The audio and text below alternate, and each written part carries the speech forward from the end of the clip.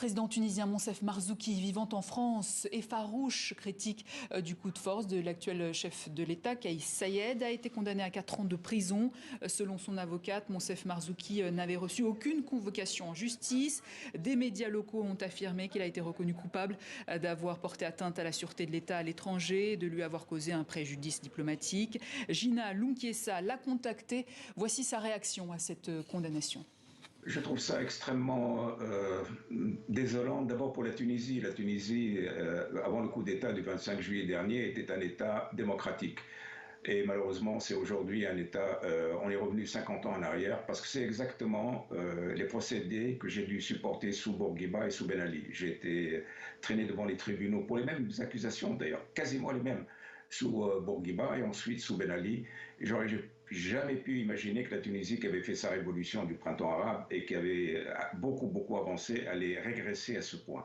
Là, il n'y a aucun respect des règles. Je n'ai pas reçu de convocation. Aucun avocat n'a été sollicité ou même commis d'office. C'était un procès totalement secret.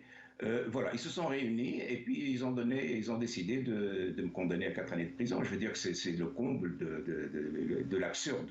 Et d'ailleurs, c'est en train de se retourner contre eux parce qu'il y a une levée de boucliers en Tunisie et dans le monde en disant mais attendez, c'est quoi ça? Vous nous prenez pour qui?